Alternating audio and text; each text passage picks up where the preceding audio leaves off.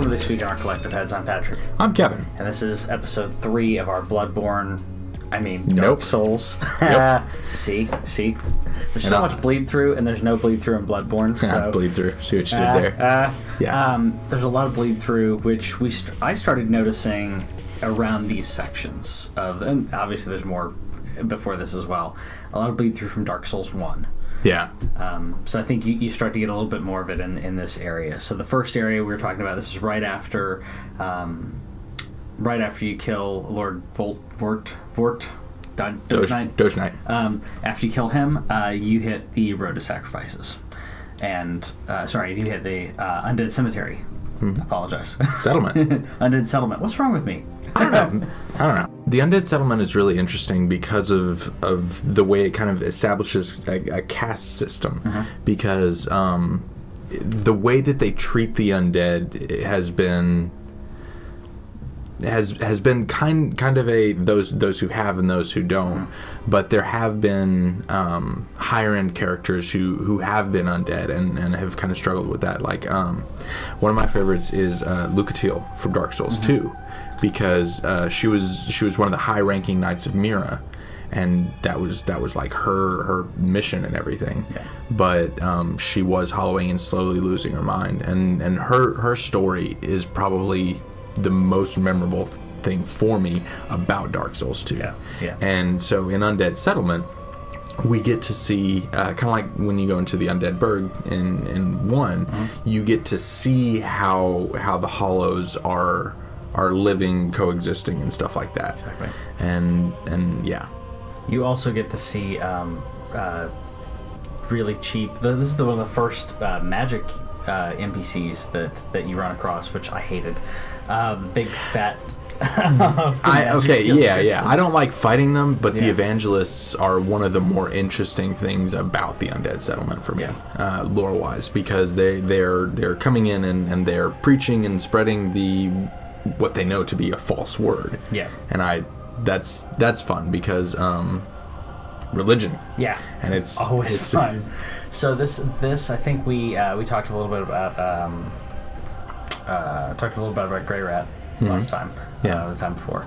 And this is actually where you find the person that Grey Rat was looking for. Loretta's bone. Loretta, the bone at least of her. Which I liked how you find it. I like the... Oh, I know we talked about this already, but once you give that to him, he kind of gives up on everything else. He's like, okay, well, I guess I'll just go back to doing what I do. It's the Han Solo kind of bit, where it's like, oh, this is my default is to be a thief.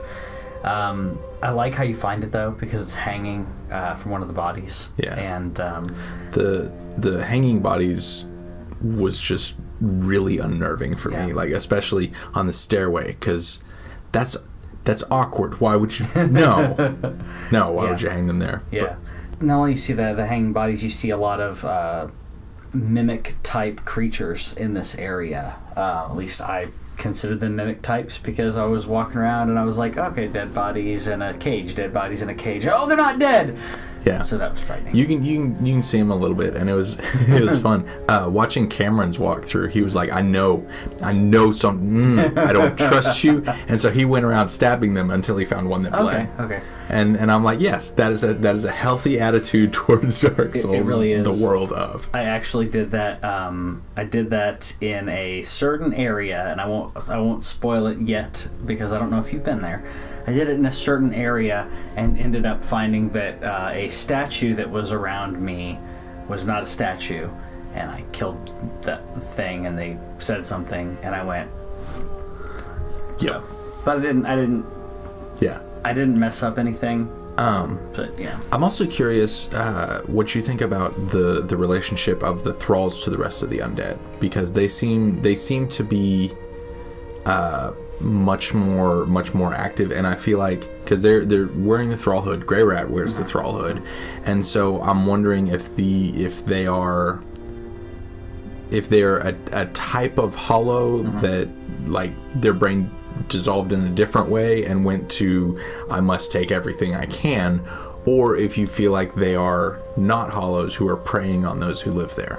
I thought they were. I didn't think they were hollows, actually. I thought that I thought it was more of that they were preying on people that were there because it didn't seem like they fit. They don't move quite like hollows.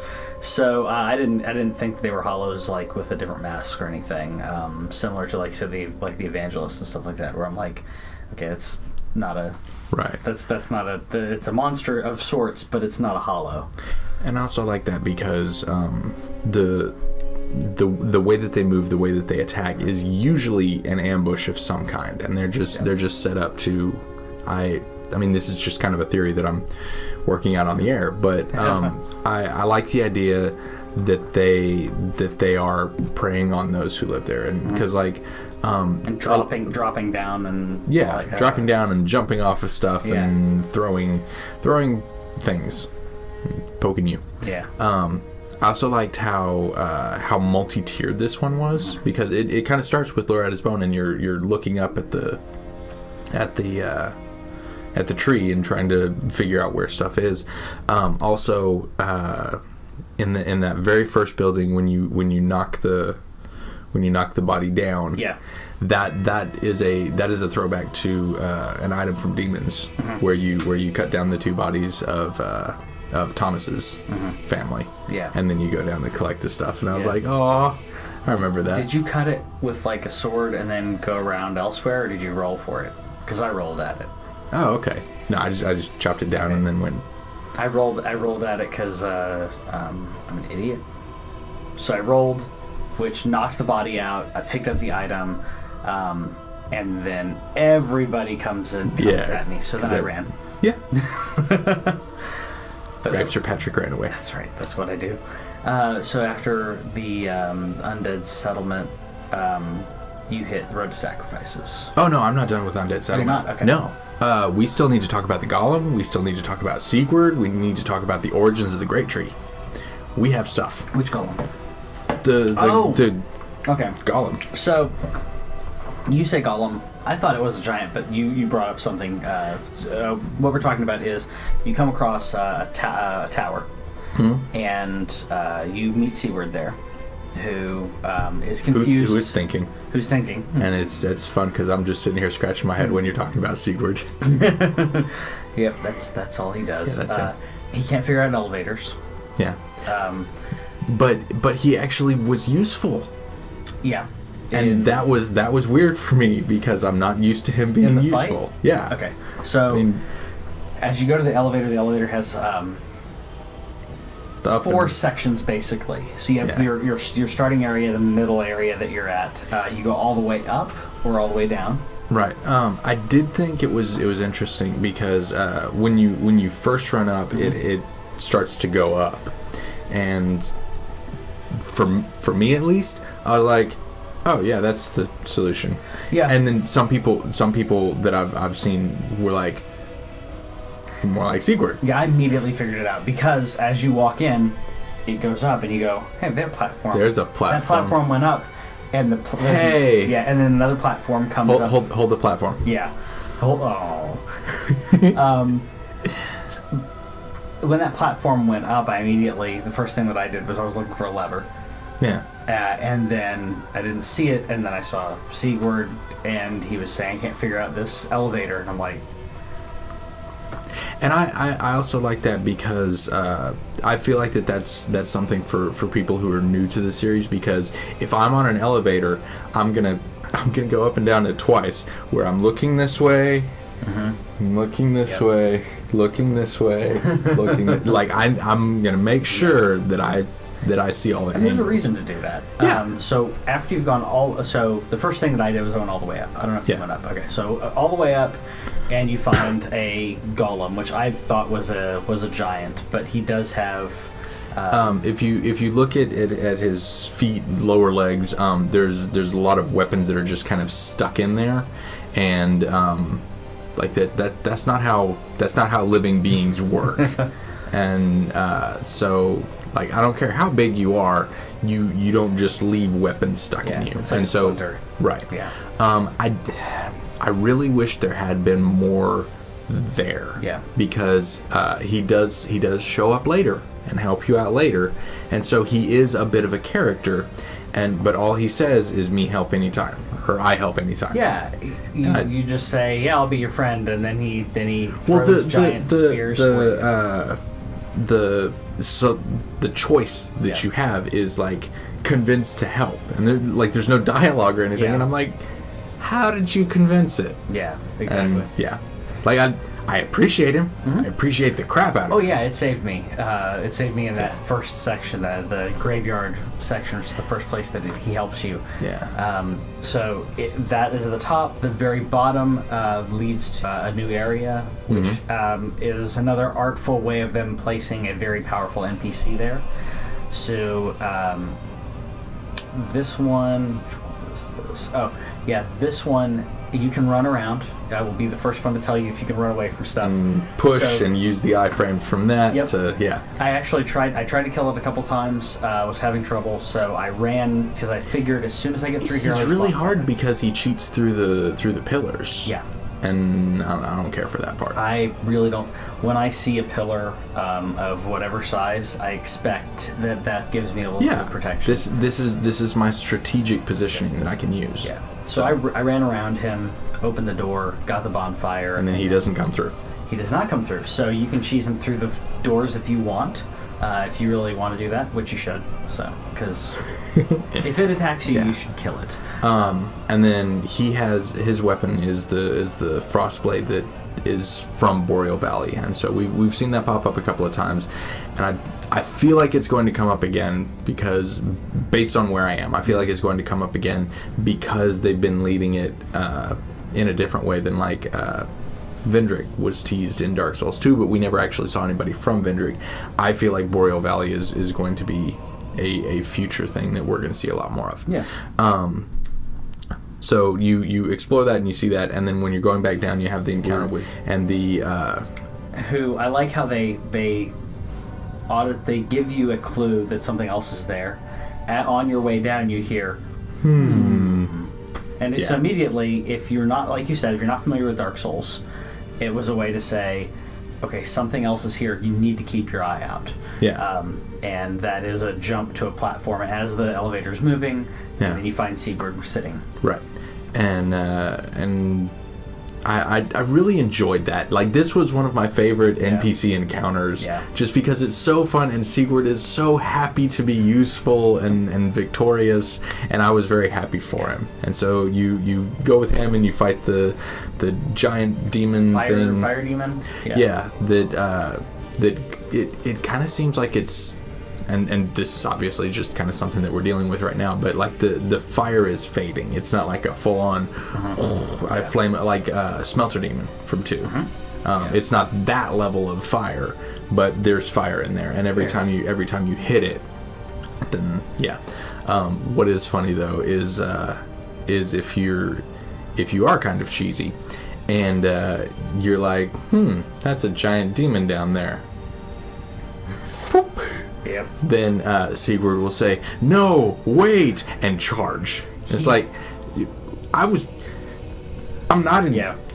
I jumped down and he yelled. He says, "Well, you should have waited." Or something you should have. So like, and I like that because he's like, we should have thought of something.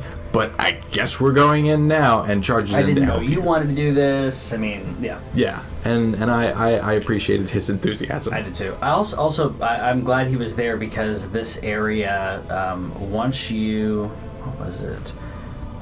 get down, it's really hard to see once you jump from the place that Siegward's sitting to the rooftops. It's hard to get back up.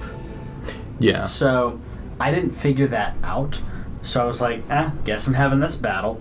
So I'm really glad he was there because it was one of those things where it almost seemed like a one-way in kind of thing. And usually it isn't like that in the game. There's only one instance where I've had to do that. Homeward Bone Out. Yep. And you know what I'm talking about because it only gives you that one choice. If you did that, no? Maybe. I don't know. You didn't. We'll get there. So...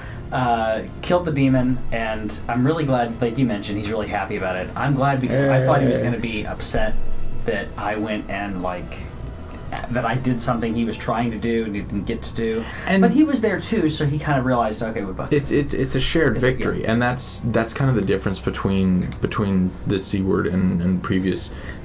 Is it still Siegward in the first one, or is it Sieg something else? I don't remember. Okay.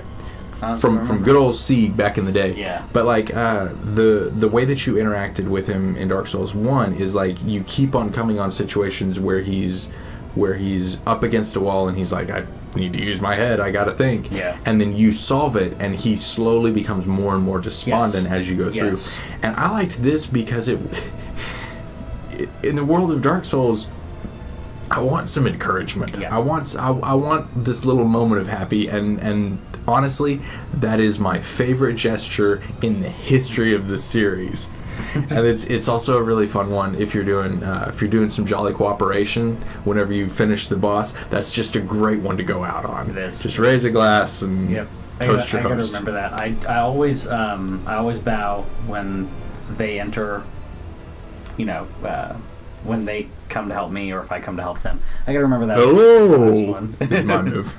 The what? What you drop? I throw the hello stone. Oh, okay. That works.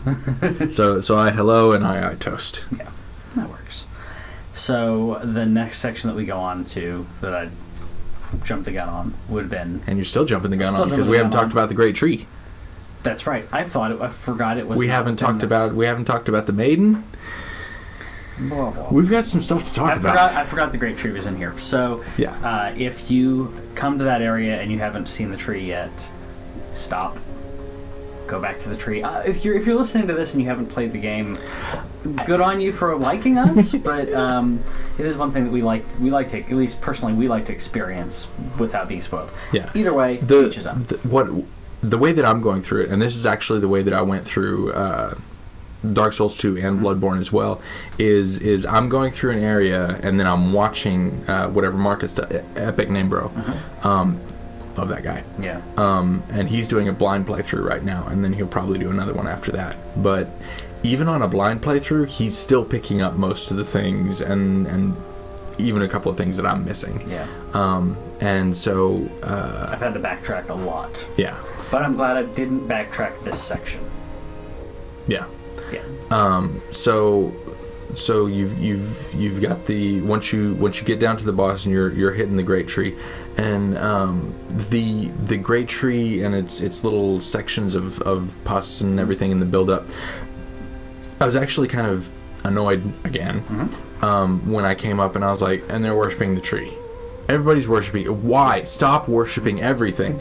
But this actually makes sense because what you find out from I think it's the evangelist equipment. I'll try to check a source and get that in here. But what happened with the Great Tree? Okay, so in Lothric, way up above, they found a way to deflect curses and kind of aim them at the general population of the Undead Settlement. And one of the things that I think it's the evangelists who do this, but I don't have solid proof on this.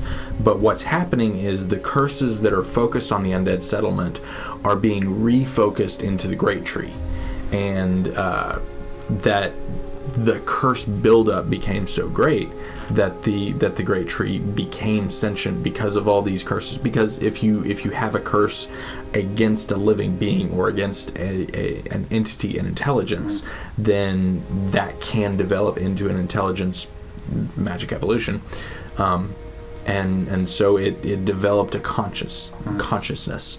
Yeah.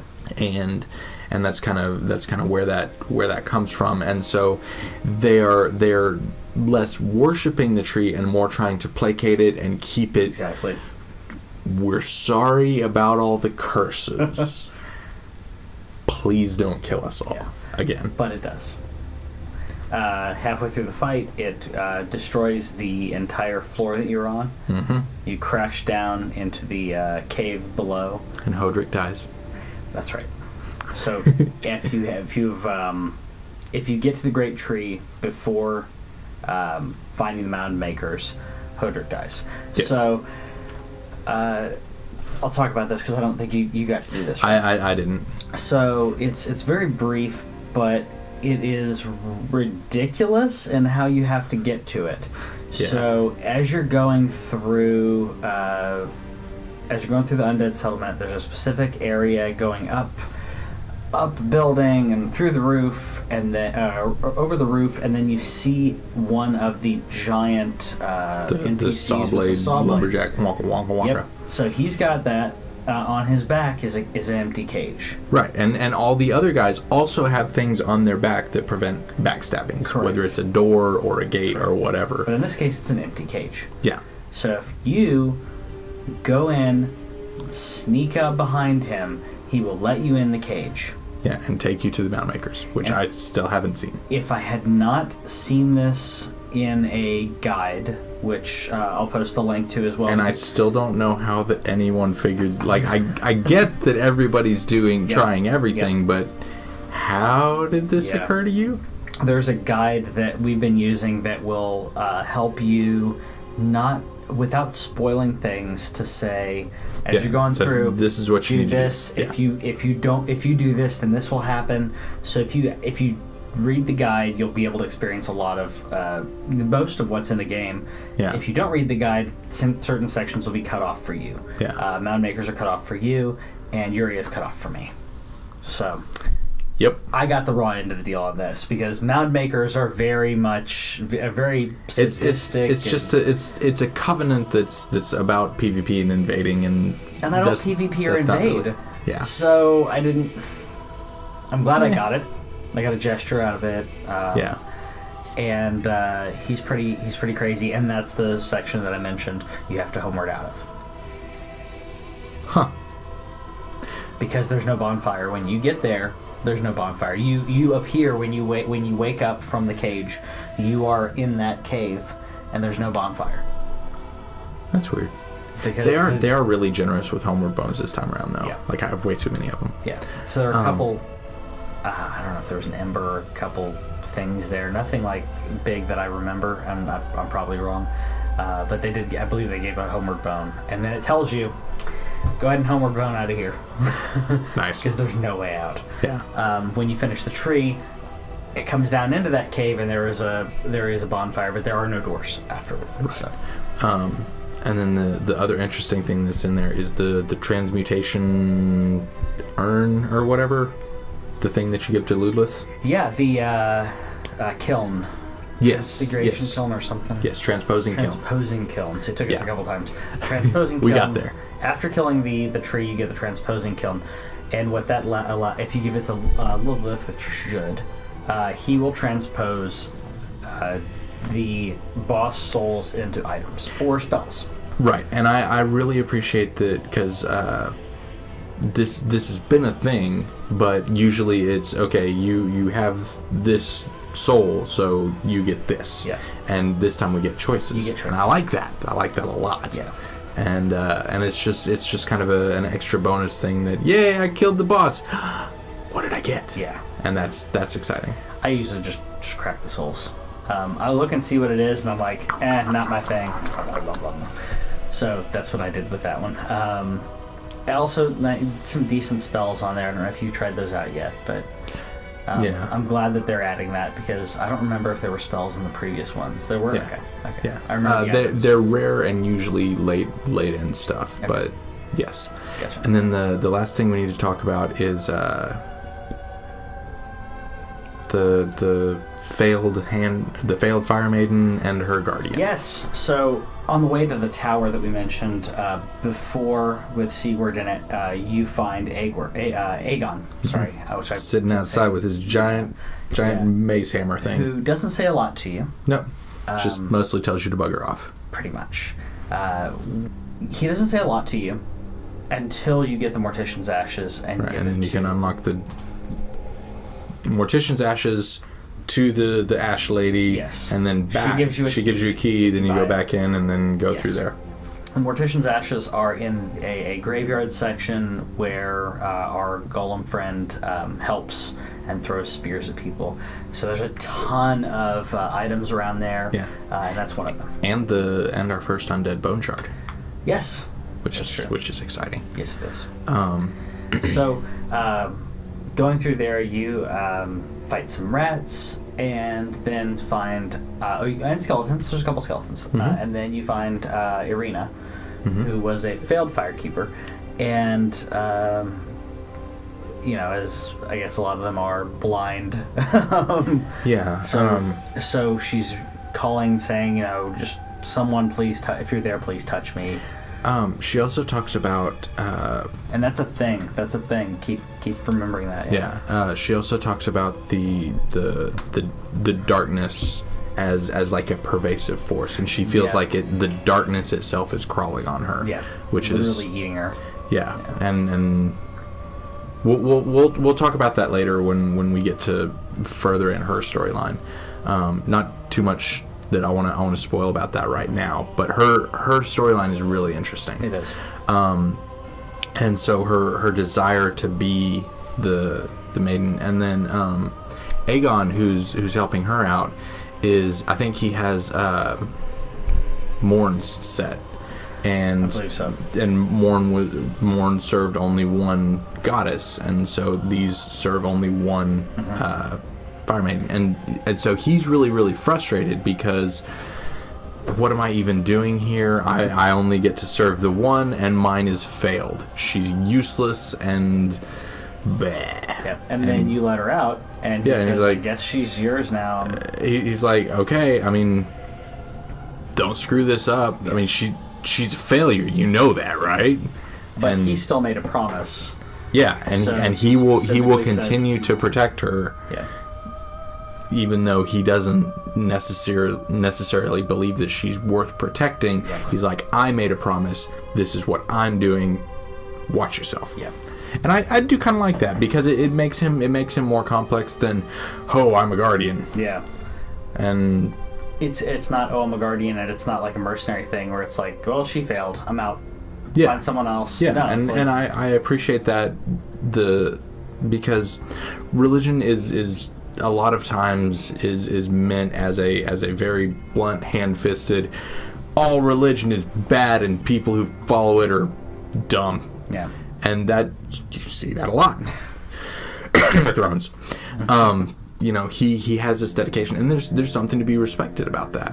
And I kind of like Eygon, even though I don't want to hang out with him. Yeah. And then is there anything else? No, that's... Oh, no. The statue of Velka, the sins and get forgiven, and you found that, right? Maybe not. The statue of the sin lady. Where's that? Okay, it's down in the cat. I feel like it's down with the Mortician's ashes and the grave stuff. There's a statue, and so help me, I will punch somebody if this is all we get. But the statue of Velka is for absolution of sins, and this is something that's been kind of weaving through the series, but we've never gotten to fully encounter it. Yeah. So I was excited about getting to see the statue, and I was like, wait, is that? And then Christian had to remind me, and I was like, that's the thing. So it's around the graveyard with the ashes. It's down in the tunnels where the skeletons are. Oh, the skeletons are. Okay, yeah. See, I missed it. I kind of read. Okay. So yeah, I'll go check that out. It's a statue, and it's about the absolution of sins and your place in the world. Okay. And you there's some gameplay mechanics to it, and I get that, but it's always been an interesting lore point, even though I feel like it, because they haven't explored it, it's mostly for the gameplay aspect of it, but it's about being able to absolve yourself of the sins of killing the people that maybe you shouldn't have killed. I killed somebody that I probably shouldn't have killed, but it's okay, she came back. I kill a lot of people that I probably shouldn't have killed. Yeah. But that's life. It is, especially here. So that's the Undead Settlement, and kind of an overview of the lore that we picked up while we were going through there. So let us know if we missed anything and what you found when you were there. Yeah, let us know if you thought we rambled on too much. We should have gotten the stuff we said we were going to get to in the first place. I think we did an okay job, though. Take care, guys.